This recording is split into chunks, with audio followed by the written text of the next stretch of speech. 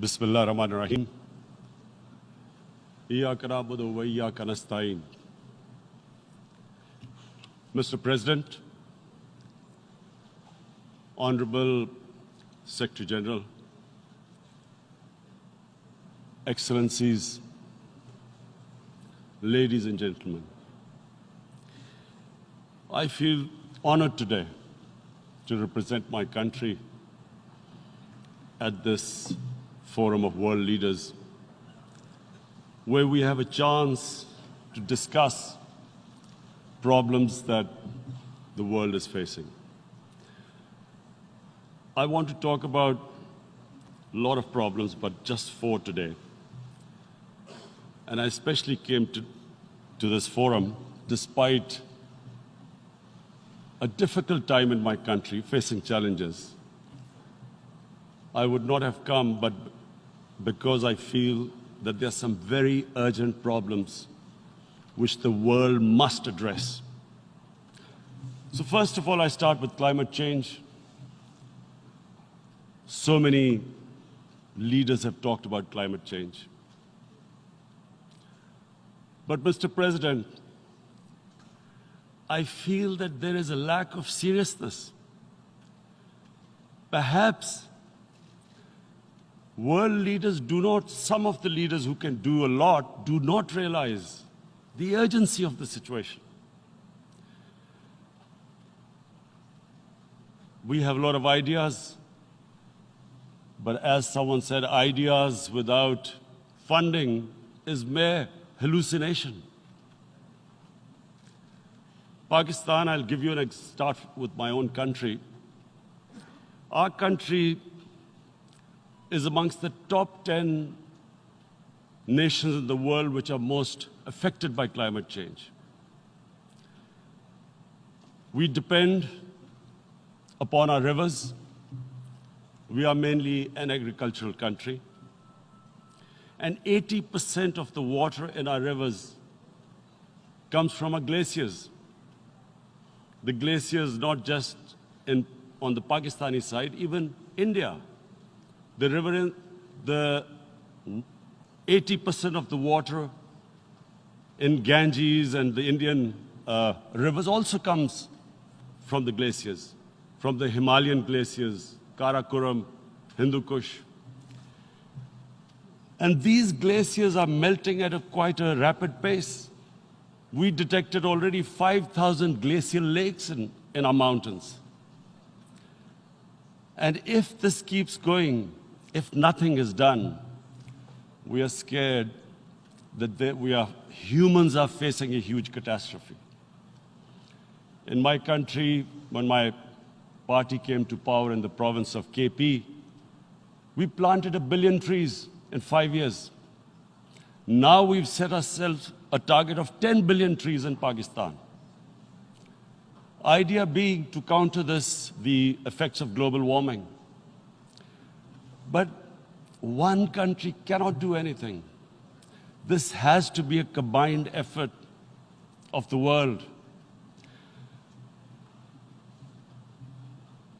My optimism comes from the fact that humans, the Almighty has endowed humans with great powers. We can do anything, provided our survival instinct is stirred up.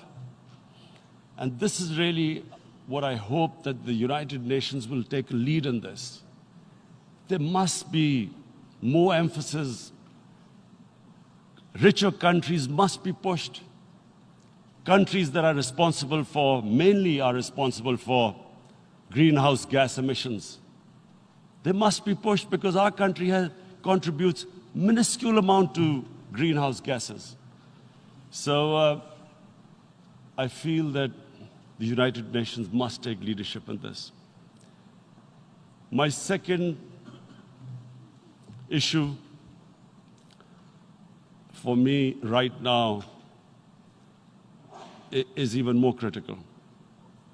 Mr. President, every year, billions of dollars leave the poorer countries and go towards rich countries. billions of dollars siphoned off by the ruling elites of the developing world.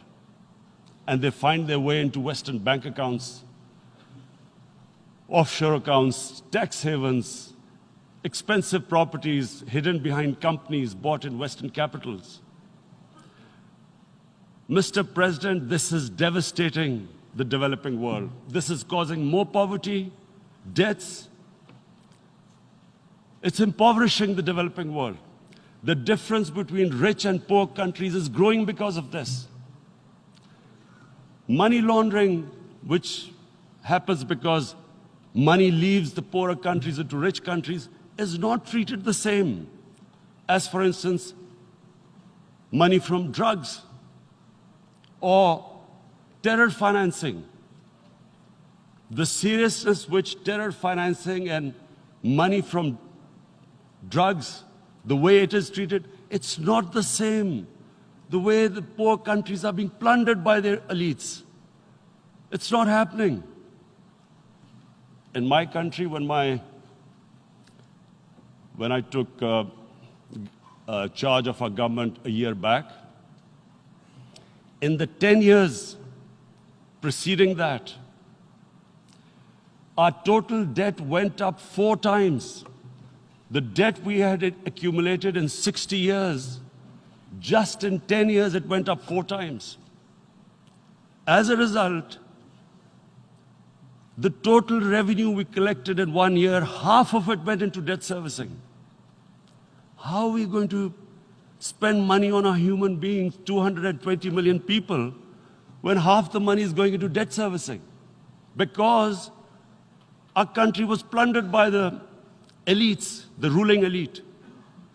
And easily they could get the money out. And when, Mr. President, we located properties in Western capitals bought by this money through corruption and money laundering, located the properties of these corrupt leaders, we find it so difficult to retrieve it.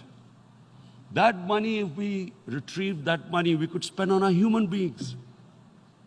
But it's so difficult. The laws protecting these criminals. We do not have the sort of money to have expensive lawyers and spend millions and millions of dollars.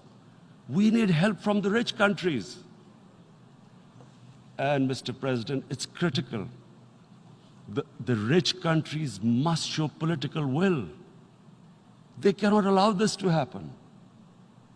How can the poor countries spend money on human development, which the United Nations asks, SDG?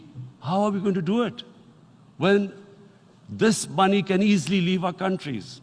So, unless the rich countries intend to build walls to stop economic refugees coming as we see right now, they must take action. They must take action now. It must be a deterrent. Corrupt ruling elites should not be able to take money out easily and park it into foreign bank accounts and into these properties abroad. And I never understand why. Why do we have these tax havens? Why is this allowed? Why shouldn't rich people pay taxes? Why is it legal to have these tax havens where you have these secret accounts? Because, the world is changing. The population of the world is growing. Sooner or later, you're going to have a crisis. If the poor get poorer and the rich get richer, there is going to be a crisis sooner or later. So this is my second point. I hope that the United Nations takes a lead in this. It involves the IMF, the World Bank, Asian Development Bank. They must find a way of stopping this plunder of the developing world. My third point is Islamophobia. There are 1.3 billion Muslims in this world. There are millions of Muslims living in other countries, European countries, and the US as minorities. Islamophobia since 9/11 has grown at a pace where it is alarming. Human communities live together. There should be understanding amongst them. But Islamophobia is creating a division. Muslim women wearing hijab, it's become an issue. It's become an issue in some countries. Hijab is some sort of a weapon. A woman can take off her clothes in countries, but she can't put on more clothes. How is this happening? Because of Islamophobia. And how did this Islamophobia start? After 9/11. And why did it start? Because certain Western leaders equated terrorism with Islam. Islamic terrorism. Radical Islam. What is radical Islam? There is only one Islam. And that is the Islam we follow of Prophet Muhammad sallallahu alaihi wasallam. There is no other Islam. Radical Islam, Islamic terrorism, what message did they send to people in the West? And why is there Islamophobia? How is a person in New York, in the Midwest, in the US, in European capital, how is he going to distinguish between who is a moderate Muslim and who's a radical Muslim? Because terrorism has nothing to do with any religion.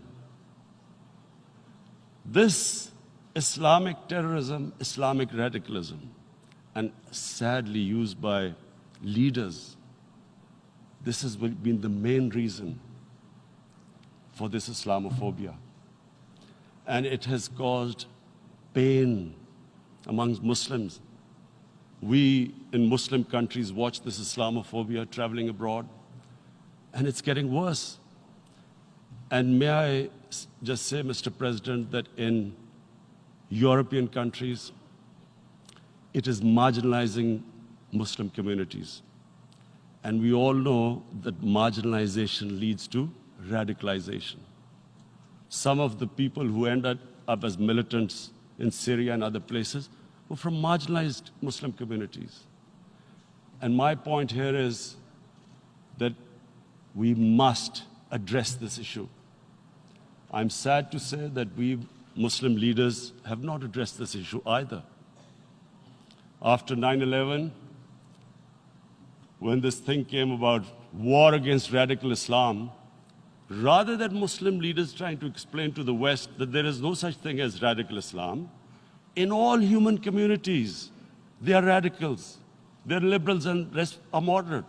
All human communities, Christians, Jews, everyone has it. But Islam is not radical, neither Judaism, neither Christianity, neither Hinduism. No religion preaches radicalism. The basis of all religion is compassion and justice, which differentiates us from the animal kingdom. But unfortunately, the Muslim leadership was so scared of being called radical Islam that all of them became moderates. In Pakistan, we were in the eye of the storm, and our government coined a phrase called enlightened moderation. No one knows what it meant. But everyone started putting on Western suits that they were moderates, started speaking. Even those who didn't know English would speak English because they were moderates. No one had a clue what it was. Because we, in the Muslim world, did not explain to the West that there is no such thing as radical Islam. One of the reasons why, after 9/11, Islam was supposed to be equated with terrorism was suicide attacks. Because the 9/11 bombers did a suicide attack, all sorts of theories came up that the Muslims are involved in suicide attacks because they will get virgin in heavens. Some came up with, what about women, suicide attackers? So this bizarre thing happened. No one explained. Suicide attacks and Islam were equated. No one did research that before 9/11, the majority of suicide attacks in the world were by Tamil Tigers, who were Hindus. No one blamed Hinduism, and quite rightly. What has Hinduism got to do with what desperate people were doing in Sri Lanka? We all know we've seen films about Japanese kamikaze pilots at the end of the Second World War doing suicide attacks. No one blamed the religion. But here we were trying to prove we were moderates and not explaining to the West. But the most important thing I wanted to say here today, in explaining this Islamophobia, Mr. President, and I feel it's very important because I played professional sport in England, I spent a lot of time there, so I know how the Western mind works and how West views religion. So where the misunderstanding about Islam came. And one of the reasons it caused Islamophobia. That was, in 1989, this book was published, maligning, insulting, ridiculing our Prophet Muhammad sallallahu alaihi wasallam. And there was a reaction in the Muslim world. The West couldn't understand what was the problem. Because in the West, because I have spent so much time in the West, religion is perceived completely differently. They don't look upon religion like we do. And so, Islam was supposed to be an intolerant religion. It was against freedom of expression. And Islam took a real beating 30 years ago. I still remember it became a watershed. And every 2 or 3 years, someone would malign our Prophet, peace be upon him. There would be a reaction by the Muslims. And again, it was Islam, an intolerant religion. Again, this time, I blame a certain section of the people in the West who deliberately provoked this, knowing the impact it would have. But the majority of the people in the West didn't understand. This is where, again, Muslim leadership let the Muslims down. We should have explained to them what our Prophet, peace be upon him, means to us. So in 1 minute, I'll try and explain what he means to us. Our Prophet was the witness to the divine book, the Holy Quran. The Holy Quran is the book of guidance for Muslims, and the Prophet's life was living the Quran. He was an example of what the Quran guided us to be. So he is the ideal we all try to get to. The Prophet created the state of Medina, the first state in Islam. That state was the basis of a Muslim civilization which became the predominant civilization for the next 700 years. And what was that state? I hear such strange things about Islam, that it is against women, it's against minorities. The first state of Islam in Medina, it was the first time a welfare state was set up. The state took responsibility of the weak, widows, orphans, poor people, handicapped. It taxed the rich, spent the money on the poor. The state announced that all human beings are children of Adam, hence equal, whatever the color of their skin. The state announced, the Prophet announced that, and slavery, the whole system depended on slavery as it did for many years in the Western societies. The Prophet said that one of the greatest deeds is to free a slave. But because the society depended on slavery, he said, but if you have to treat them as an equal member of the family. And as a result, something happened in a Muslim world which hasn't happened in any other civilization. Slave dynasties appeared. Slaves became kings. The Mamluks, slaves who ruled Egypt. In India, there were slave dynasties. And then, with minorities, again, you hear that Islam is supposed to be against minorities. Let me just make this clear. In Islam, the Prophet announced that everyone was free to practice his religion. It was a sacred duty to protect the places of worship of all religions. He announced that every person is equal in front of law, whatever his religion or his color. And this incredible case, and I always quote this, that the fourth Khalifa, the head of state of Medina, he lost a court case against a Jewish citizen. So, number one, it showed there was a rule of law, no one was above law. And number two, that a Jewish citizen was an equal citizen. So, Mr. President, when a Muslim society is unjust to its minorities, it is going against the religion of Islam and our Prophet, peace be upon him. So, it is important to understand this. The Prophet lives in our hearts. When he's ridiculed, when he's insulted, it hurts. As we human beings understand one thing, the pain of the heart is far, far, far more hurtful than physical pain. And that's why the Muslims react. And I always thought that if I ever had this stage, I would try and explain this to the world community, especially to the Western community, because having lived in the Western community, people didn't understand this. When I first went as a teenager to England, there was a comedy film on Jesus Christ. It's unthinkable in Muslim societies. So we need to explain that, look, in a human community, we must be sensitive to what causes pain to other human beings. We have, in the Western society, and quite rightly, the Holocaust is treated with sensitivity because it gives the Jewish community pain.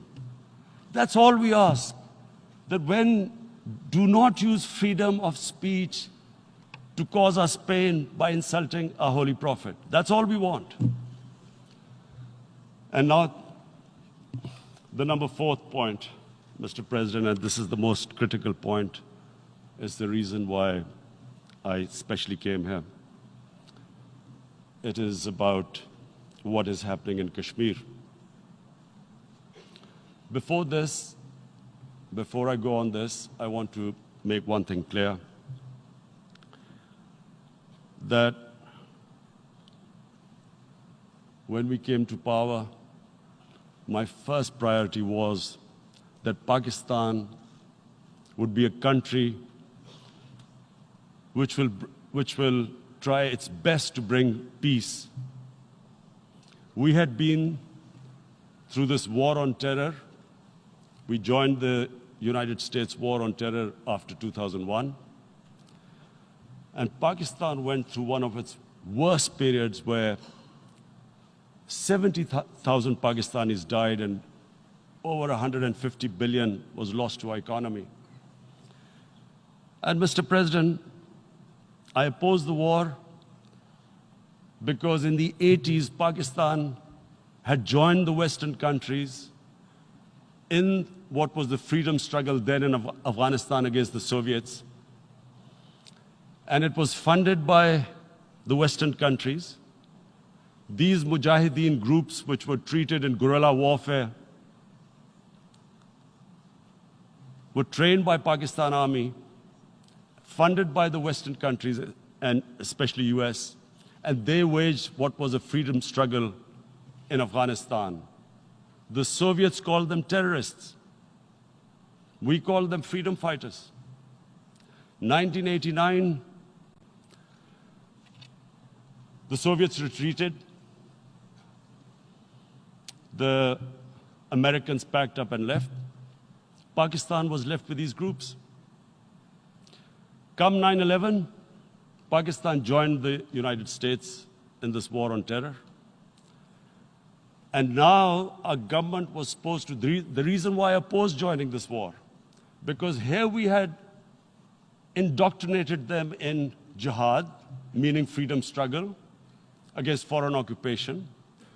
Now, because we had joined the US, and the US had occupied Afghanistan, now we were supposed to tell them that, no, this is not freedom struggle and jihad, it's terrorism.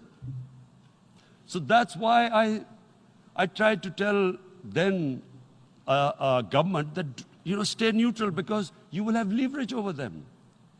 You will be able to control them. But if you join them, you become collaborators, and they will attack you, which is what happened. They turned against us. We went through a nightmare. 70,000 people killed in a war we had nothing to do with. No Pakistani was involved in 9/11. Taliban were in Afghanistan. Al-Qaeda was in Afghanistan. What had we to do with it? 70,000 Pakistanis died. So when we came to power, we decided that we would dismantle what was left of these groups. And this decision was taken not just by us, but by all the political parties in Pakistan. Unfortunately, they didn't implement it. So we came to power, we decided to implement it, and we dismantled whatever was left of the groups. And I know that India keeps accusing us that there are these groups there. I would like the United Nations to send observers, see for themselves what we've done. No Pakistani government would have dared to do this because it would have created strife. But we decided that there would be no militant organizations in Pakistan. So I need to give you this background and to what I'm going to say later on. And secondly, we started mending fences. I invited the Afghan president. We developed a relationship with Afghanistan. We had problems with Iran. We mended fences there. And then India. Now let me just give you a little background about my relationship with India. Because of cricket, and cricket being it's a passion in the subcontinent, I had great following in India. I have friends in India, and I loved going to India. So immediately, when my party came to power, the first thing we did was to immediately reach out to India. And I spoke to President Modi, and I said, look, we have similar problems. Climate change, poverty, let's get together. Let's resolve our differences through trade. Let's build a relationship on trust. Prime Minister Modi told me that, there were terrorist attacks from Pakistan. I said, we have problems with you. There are terrorist attacks which we know are instigated by India in Balochistan. We caught a spy, Kulbhushan Yadav, who admitted what the sabotage going on in Karachi and Balochistan. So we said, look, let's leave that behind. Let's move forward. Our main priority should be our people. The highest number of poor people live in the Indian subcontinent. Unfortunately, didn't make any headways. Our foreign ministers were supposed to meet on this in the UNGA last year. India canceled it. We thought that it's their election coming up. It's a nationalist, ultra-nationalist party. It doesn't want to cozy up to Pakistan. So we thought, okay, we'll wait till the elections. Meanwhile, a 20-year-old Kashmiri boy, whose father said was radicalized by the security forces in Kashmir, blew himself up on an Indian convoy. Immediately, India blamed us. I I spoke to the Indian public on television. I said, if you give us any iota of proof, we will immediately take action because we've clamped down on these groups. Rather than sending us any proofs, they sent their jets in, they bombed us. We retaliated. A jet, 2 of their planes were shot down, 1 pilot bailed out in Pakistan. We immediately returned the pilot, saying that, look, we do not want any escalation. Rather than taking that as a peace gesture, the entire campaign, almost the entire campaign of Mr. Modi in the election was how he had taught Pakistan a lesson that jets had killed 350 terrorists. Complete lie. They had just killed about 10 trees of ours, which was quite painful given that, we are growing all these trees. He then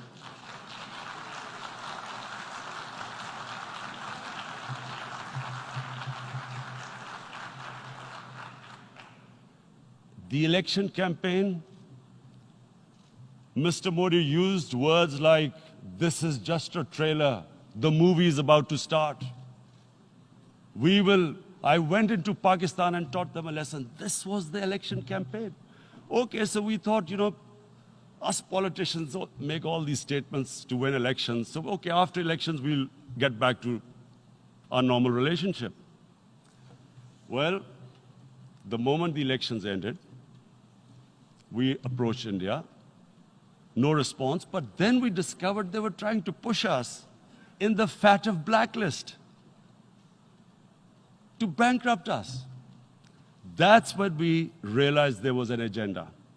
And that agenda became obvious on the 5th August when India went against 11 United Nations Security Council resolutions, which say that Kashmir is a disputed territory and the people of Kashmir have the right of self-determination.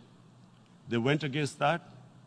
They went against Simla Accord, which is about bilateral, sorting out our differences through bilateral means, went against that. They actually went against the Indian Constitution. Illegally, they revoked Article 370, which gave Kashmir the special status. They got an extra 180,000 troops there. Total number of security forces in Kashmir now are 900,000. And they put 8 million people of Kashmir under curfew.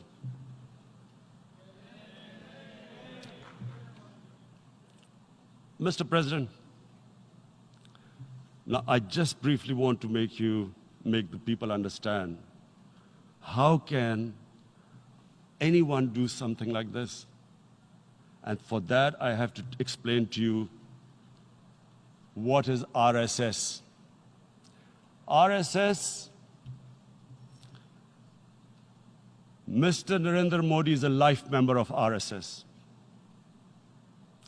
RSS was an organization that was inspired by Adolf Hitler and Mussolini, came about in 1925.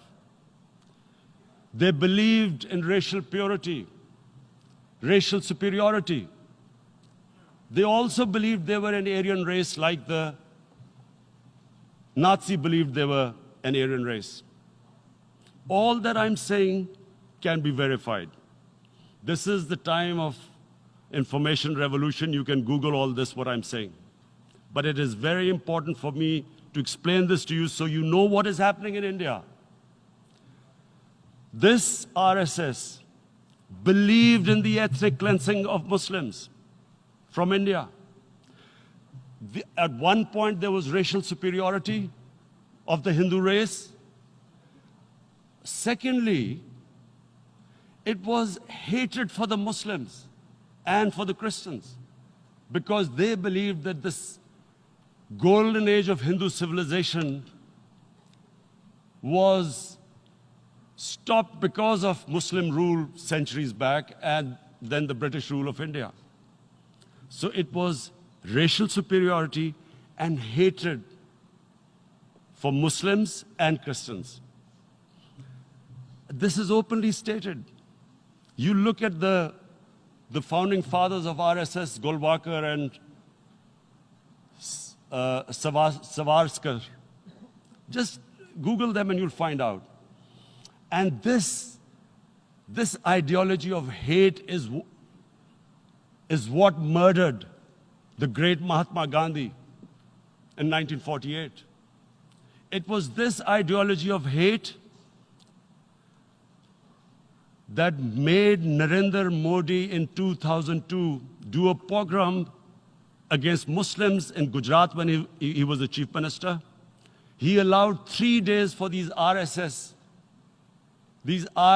goons who were inspired by the Hitler brown shirts. They actually wear brown shirts. This RSS, the Congress Home Minister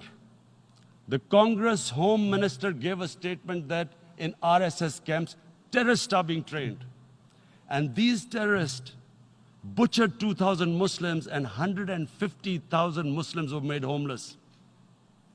Narendra Modi could not travel to the US because of that. And I need to make you understand this background before I explain to you that what sort of a mindset would lay siege to 8 million people with 900,000 troops. Women, children, sick people, locked in as animals. In fact, of what I know of England, if 8 million animals were locked in, the RSPCA would have made a lot of noise about it. These are human beings.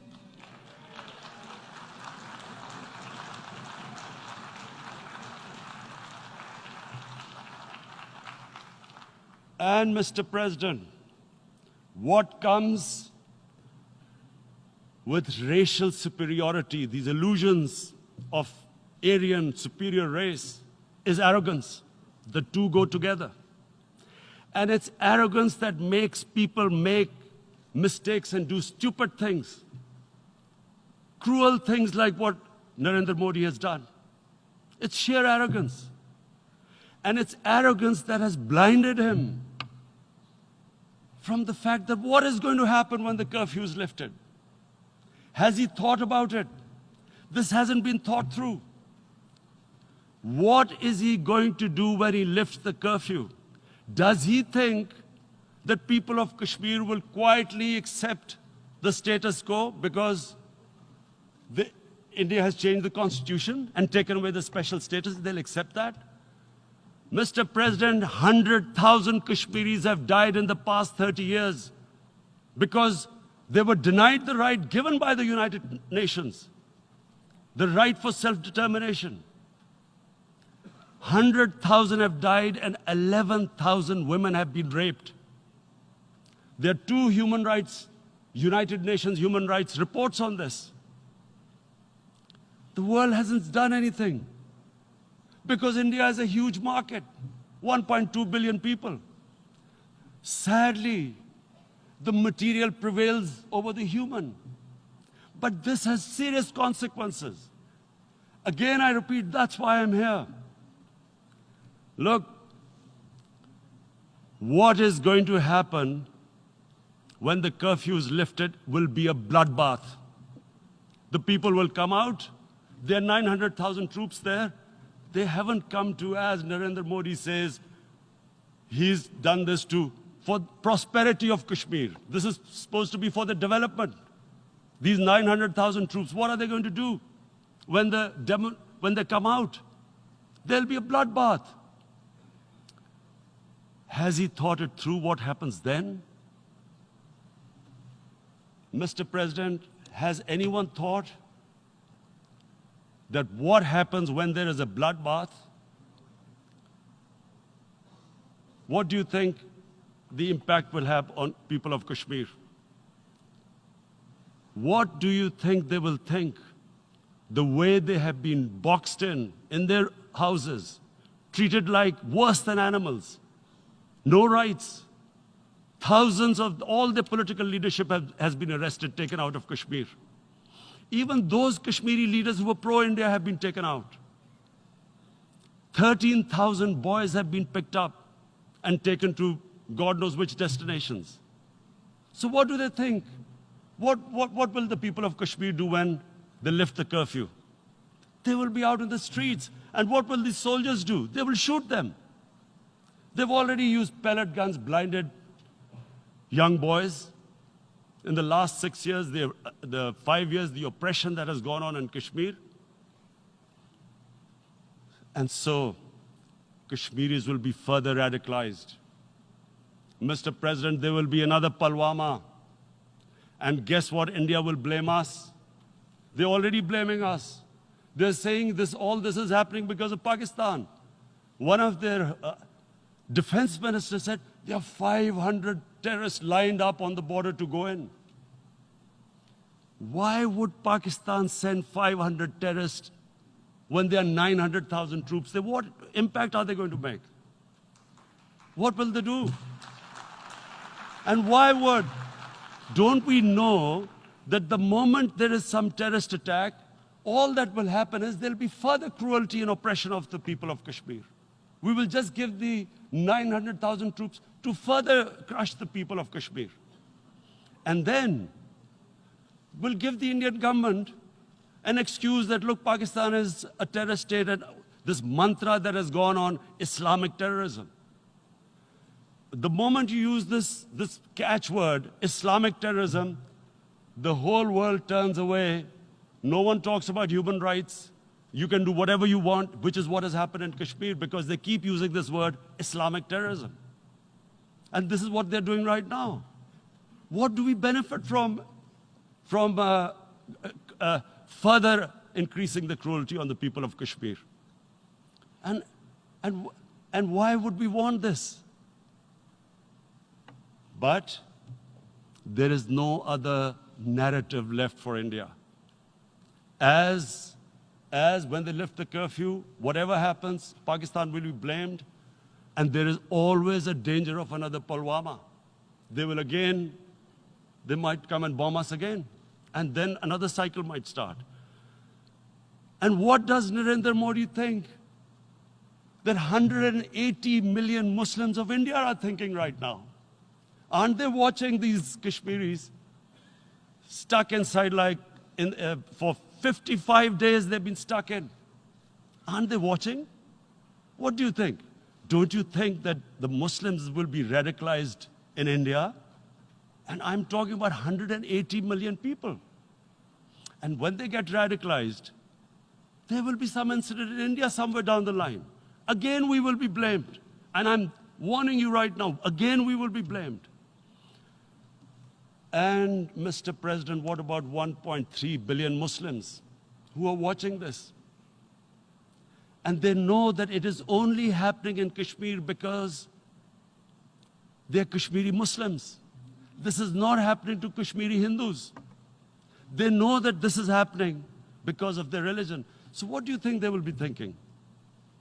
What do you think the Jewish community would think if they were, forget 8,000 Jews stuck like this? What do you think Europeans would think? What do we think? I mean, any human community, if their members are stuck like that, what do you think they will think? Are we a children of a lesser God? Is it not going to cause us pain? And then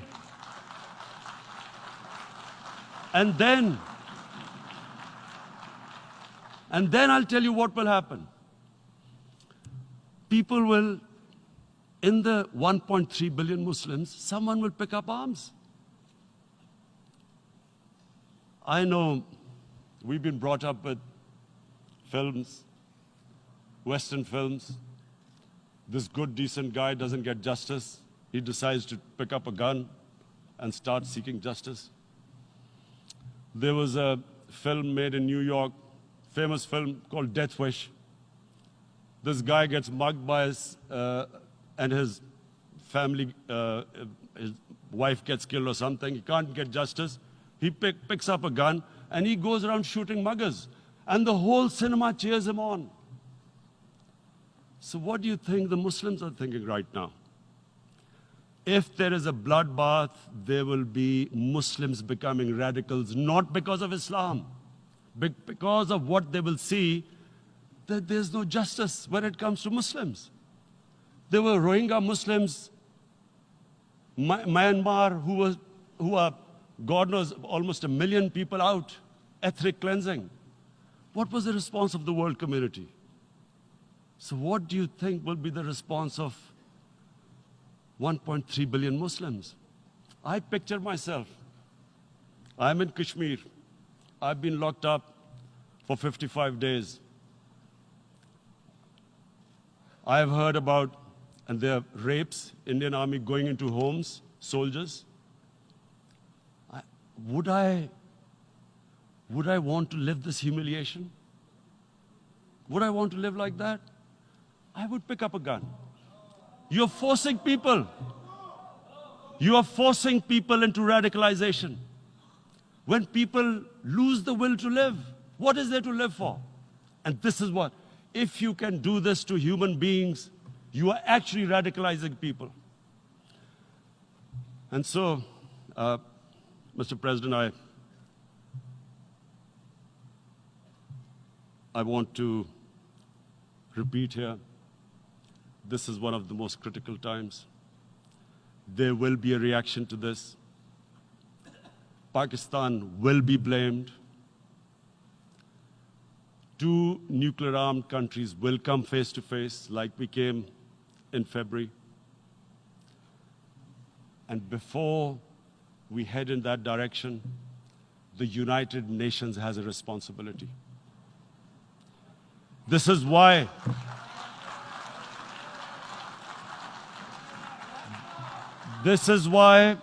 the United Nations came into being in 1945. You were supposed to stop this happening. I feel we are back to 1939, Munich. Czechoslovakia has been taken, annexed. What is the world community going to do? Is it going to appease a market of 1.2 billion, or is it going to stand up for justice and humanity?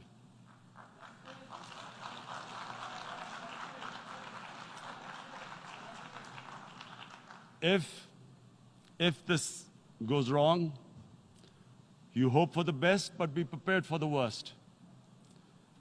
If a conventional war starts between the 2 countries, Mr. President, if a conventional war starts, and anything could happen, but supposing a country 7 times smaller than its neighbor is faced with the choice, either you surrender or you fight for your freedom till death, what will we do? I ask myself this question. And my belief is, La ilaha illallah, there is no God but one. And we will fight. And when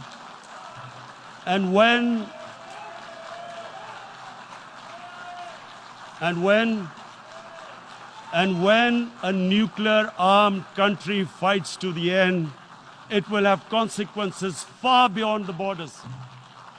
It will have consequences for the world, which is why I repeat I'm here. Because I'm warning you, it's not a threat. It's a fair worry that where are we headed? And I've come here to tell the UN, you've got to, this is a test for the United Nations. You are the one who guaranteed the people of Kashmir the right of self-determination. They are suffering because of that. And this is the time. This is the time not to appease like in 1939 appeasement took place. This is the time to take action.